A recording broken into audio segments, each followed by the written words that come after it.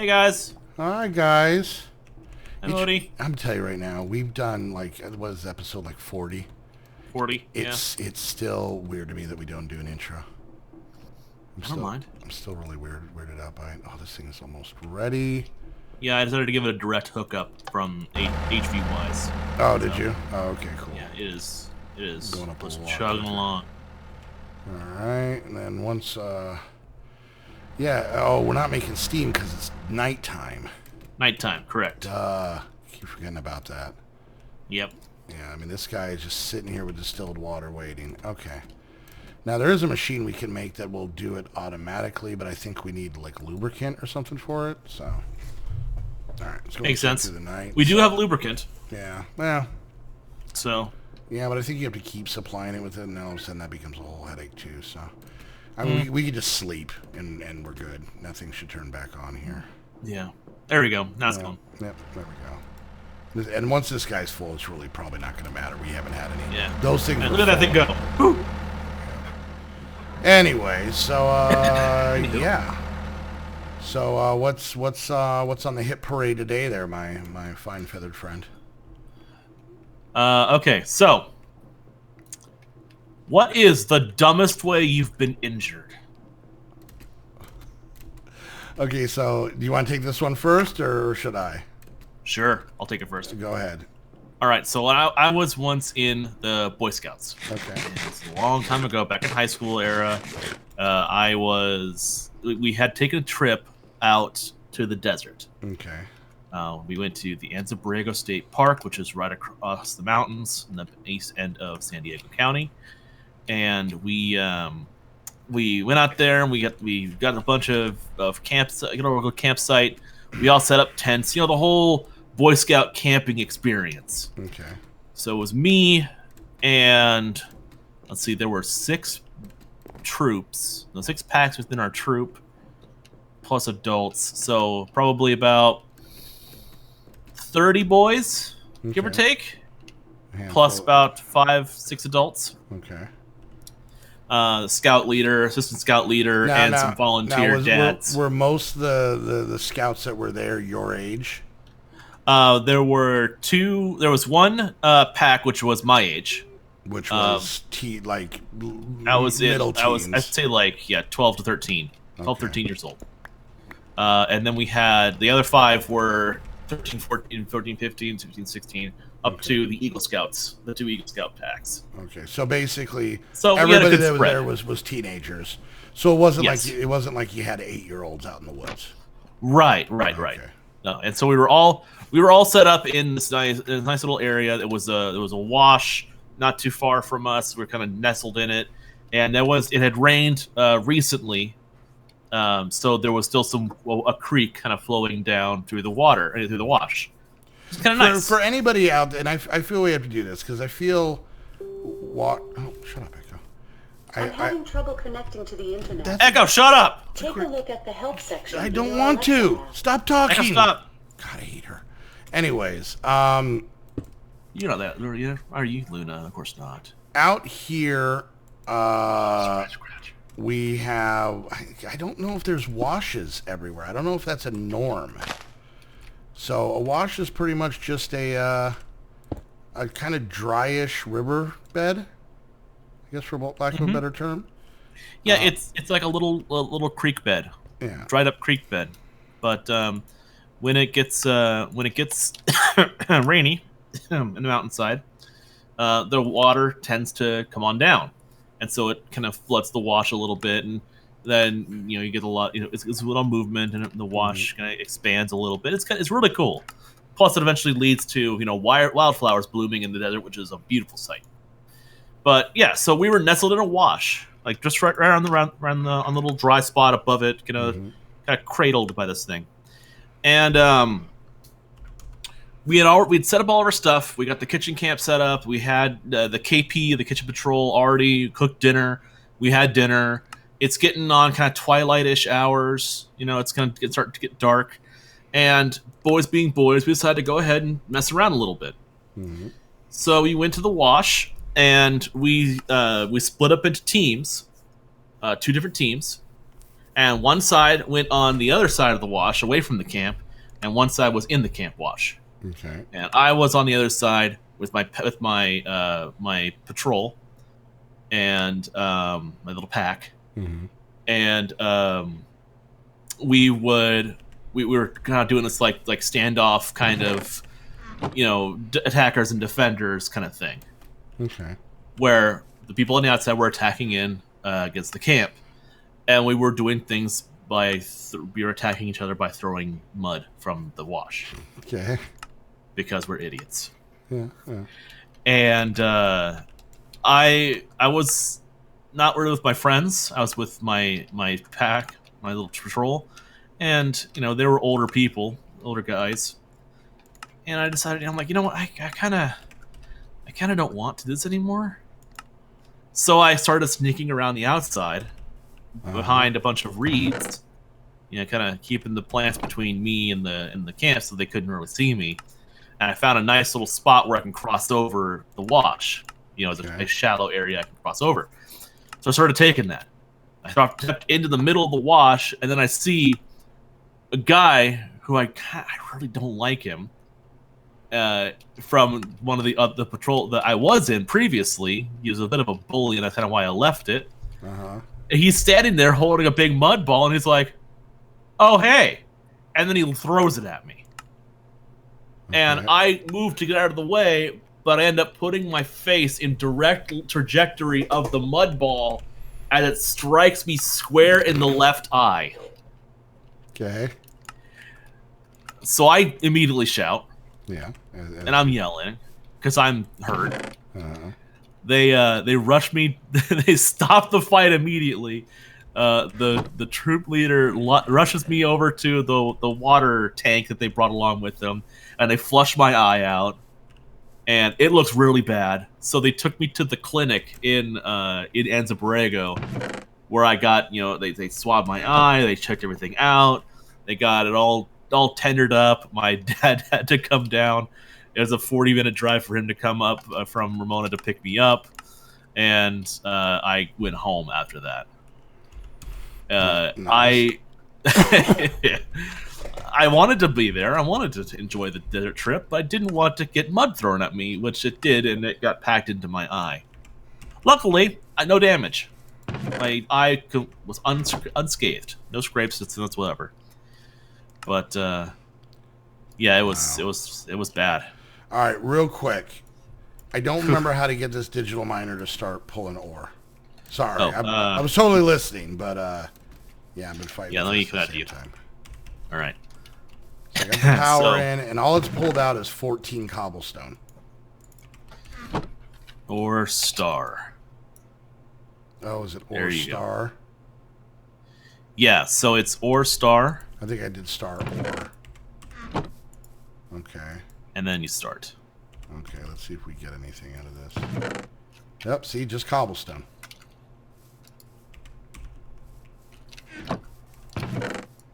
You did ore star? Yeah, and it gives a picture of what the ore is going to look like. So let's do that. Oh, do we see? Yeah, but did it do that? Let's reset. I want to do ore. Oh, yeah, I see it. It's there. Why I was picking up cobble, I don't know. Okay, so then we're also going to do a new filter and call it, I'm going to do item stack and give me the cobblestone. Here's one right here. Hold on. You got 14. it. There you go. Item stack. Put that in there. Save.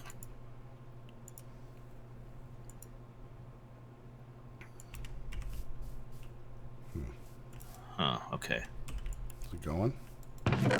Now, I don't know what it's like under here, because under here is where I did a bunch of mining, but this world has so much ore in it. It's like overdone with ore that this thing should be filling up pretty quickly. There we go. Okay, there we go. Still taking so I got the cobblestone. Well, I put the cobblestone in there. But it's you did that. Okay. It's gold ore. Why is it getting just gold? That's probably what it found first. Okay. Well, I just want to make sure something else besides gold goes into there. It's weird that it's only getting gold. Anyways, okay, so here's mine. All right. You were lucky in your dumb one. because you came out, you said, relatively unscathed. I had broken one bone in my body, and this is the story of how I got that broken bone. Okay, you ready? Okay. I was probably 11 or 12. I know it was in junior high. And I was over at a friend's house. He actually lived right next door, and it was me and him and another kid, and we were hanging out. We were just kind of, they had kind of like a dining area, like a carpeted dining area right next to their kitchen where they didn't have a table in. It was just open. I think they had like a curio cabinet or a bookcase or something in there, right? Yeah. And so we were kind of just play wrestling, no big deal. And ironically, I didn't get hurt while play wrestling. This is probably like the early 90s when there was still a very heavy debate on the authenticity of WWF wrestling. And okay. So and you're going to have to kind of visualize this as I explain it because it's weird. So the kid that I was wrestling with was laying on the ground on his back, and I was standing up, okay? And he put out his hand for somebody to help him up, as kids tend to do. I'm just going to make it daytime. I'm not going to mess with mobs out here. So he's laying on his back, you know, just straight line, right? And I'm standing up near where his head is, right? So if he looks at me, he's kind of looking, you know, like I'm upside down to him, right? Right. And so I grab his hands and I walk over his body, kind of straddling his body on each side to where now my hands are now up underneath my legs. Does that make sense? Right. Okay. So I'm straddling over him, and so when I get to about where his knees are, I'm now pulling him up. Okay. Is this thing working yet or no? Oh yeah, there's cool. redstone, there's diamond. Okay, cool. So I'm pulling him up. Let's just let that thing run. And and I want to use the ladder. Let me in. So as I pull him up, now at this point, when he's starting to get to his feet, my hands are still in between my legs. So his hands are like weirdly close to my butt, but we didn't really think of that. And I'm kind of bent over because that's the only way to pull him up, because where my hands are. So when I stand up, he thinks it's funny to pull up on my hands, which basically makes me do like a half flip. And I kind of land in my head, shoulder, neckle area, right? And it hurt, kind of saw the stars, that whole thing, lay there for a few minutes. And just kind of laid there. Well, both these kids, and it was funny, the reason we were stopping, I was helping them up, is because they were in Little League. I had stopped doing Little League stuff long before this. And they had to go. And there was no parents home. It was just us three there. Us three, and I think a couple of his younger brothers were there. So they helped me over to my house, because it was right next door, because they had to go. And I wasn't pissed off. It was just us being goofy. And back then, this is something I don't know if even kids still do today. I used to hang out, like, I sat on the floor. I laid on the carpet with a pillow and to watch TV, because the TVs, I think our TV growing up was like a 19-inch, like, tube TV, right? If I sat on the couch, even as a kid, some old Magnavox or whatever. Actually, I think it was literally a J.C. Penney.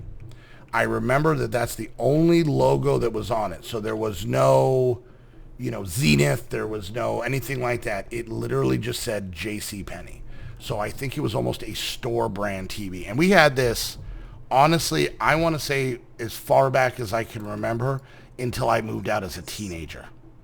And then, of course, I moved out. My mom went and got like a nice flat screen or some crap that was kind of messed up. So, anyways, so they lay me down on the floor, give me the TV remote, prop a couple pillows behind me, and then they have to leave. Well, nobody was home. My brother was at work. My mom was at work. It was just me.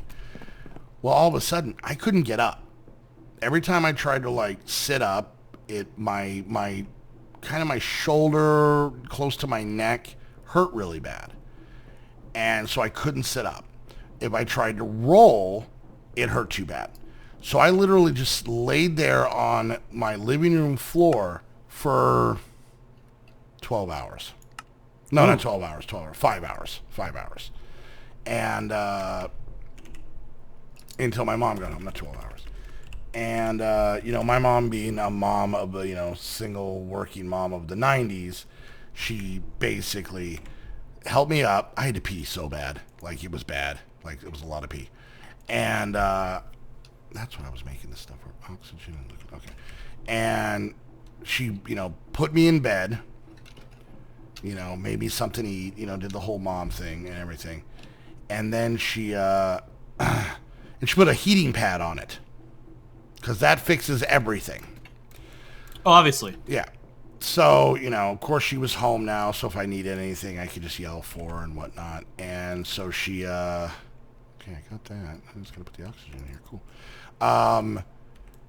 So the next day, it still hurt really bad. So I stayed home from school. She still had to go to work. And I think maybe she took me, I don't remember what it was, but she took me into the doctor's office, and he's like, oh yeah, it's broken. I had broken my collarbone.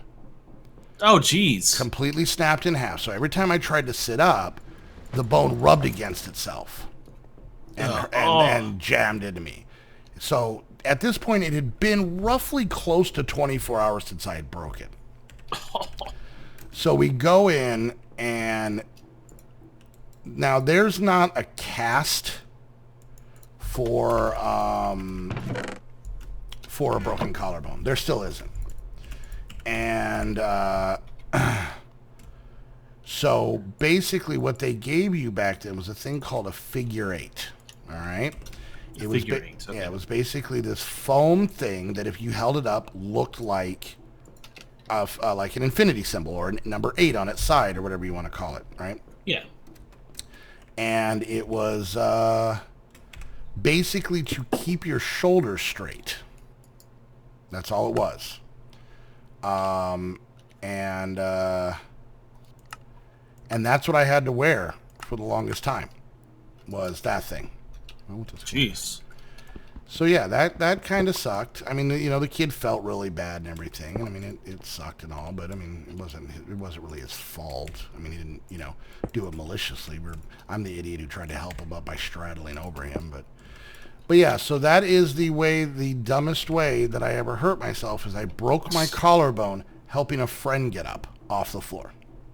That is quite a dumb way to do Yeah. yourself. I got out of wood shop for the rest of the year, because I obviously couldn't do anything. Yeah, what is that? What is the mechanism tool? I was looking at mechanism. Configurator? Yeah, thank you.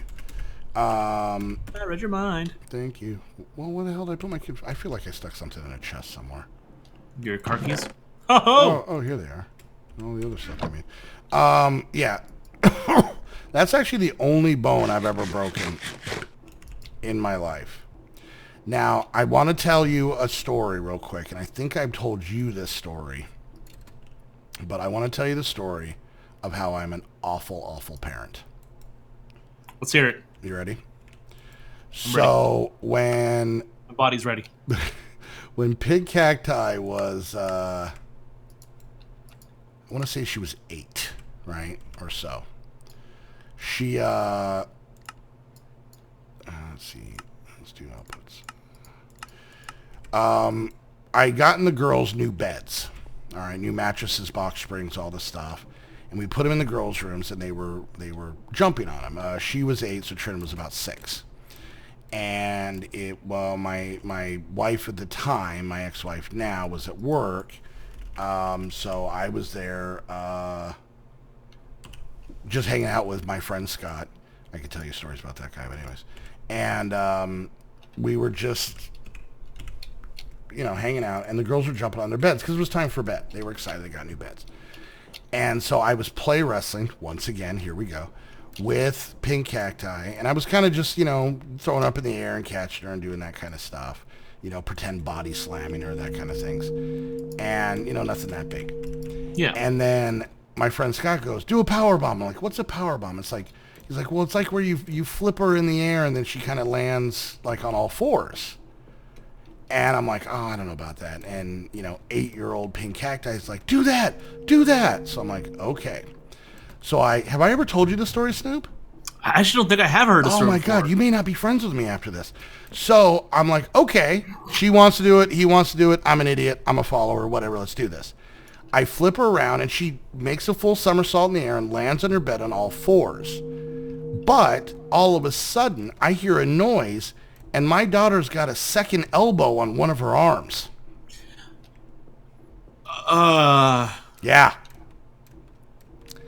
I broke her arm by power bombing her onto her new bed. Now, the fun part is that not only is that crappy, but it was 1 week before her 9th birthday, which made it about little over 2 weeks before Halloween. Her birthday's on the 21st. Halloween's on the 31st, obviously. So I just started crying and freaking out. Scott took control. When it comes to my daughters, I do my best, but I lose it when it comes to them. I'm so terrified of them getting hurt. And of course, I technically did this. Me and Gravity broke her arm. So yeah, she, and I know we're a little bit over. I'm just trying to get through this. Anyway, so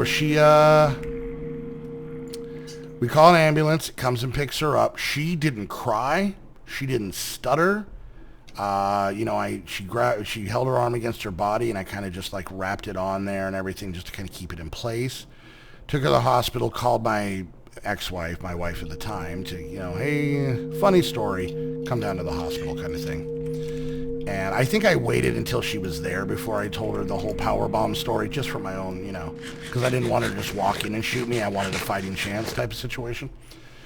So they ended up giving her, I believe, ketamine, because it doesn't knock you out, but it kind of puts you like in this weird state. Plus, it kind of causes a little bit of memory loss, because they had to realign her arm, which meant that they had to wiggle around the broken part of her arm. And I remember she just sat there. She had no problem with it because of the ketamine. Her eyes were darting back and forth, left and right, at supersonic speeds. I still have that image in my head. Still freaks me out. So she ended up getting a cast that started about mid-bicep, came down, hooked a hard left, and went all the way to her palm. Oof. For Halloween and for her 9th birthday. So obviously she does him as a mummy for Halloween, right? She wanted to be a cat. So the only thing I think that I did that kind of saved Halloween was when the doctor asked what color cast she wanted. Now she's, an 8-year-old girl, you would think a lot of the time. I mean, if you go stereotypical, maybe pink or purple or something, light blue, something kind of, Ow, Luna. But I had suggested, well, you know what, honey, you want to be, and she was all hopped up on ketamine, so I could have told her, the color was unicorn, she wouldn't have cared. And I was like, you want to be a cat for Halloween, why don't we get a black cast? Because her costume was really just her wearing all black coat clothes. She could be a black cat. Exactly. Well, she was being a black cat. She had black ears, a black tail, and then we were going to paint cat whiskers and stuff on her in black. So I figured a black cast. So she had a black cast, so she was a cat with a broken arm. So that, kids, is why you always have to understand wrestling, as fake as it is still very much real. And then it's quite thoroughly a fake sport. That can really hurt you. It can seriously hurt you. Now, and this one... The damage that they can sustain is real. We're way over, but this short story takes about 3 seconds. Trin also broke her collarbone when she was 3. Oh, that was the last time that we had bought them new beds, but they were in their rooms. I was not involved in this. They were jumping from bed to bed, and halfway from jumping from one bed to the other, apparently Trin decided to stop and give up and landed on the floor and broke her collarbone. And that's when I found out that they don't even do the figure 8 thing anymore. But my daughters are now 19 and 21 years old. They survived. And the only broken bone is Trin broke her ankle, and I was not even in the same town as her. So before anybody starts calling CPS, I'm telling you right now, they're both. And I've never broken a bone in my body. All right, well, thank you all for joining us for the episode of Automaton. If you are new to either of our channels, hit the subscribe button, leave a like, leave a comment, let's see that kind of thing. As always, I want to give a huge shout out to our sponsors, Host Havoc. If you're looking for quality Minecraft servers and more, and I mean more, we go check out Host Havoc in the description down below. Use the referral link to know who has the absolute best fans. It's clearly us. It's dumb to think any otherwise. I'm just gonna be honest. It really is. It's almost insulting. It's almost insulting at this point. So dumb, right, Luna? Yeah. That's right. Yes. She's just laying her butt on my hand again. There she goes. It's all the time. All the time. Anyways, guys, well, thank you for joining us, and we will see you next time. Bye. Bye-bye.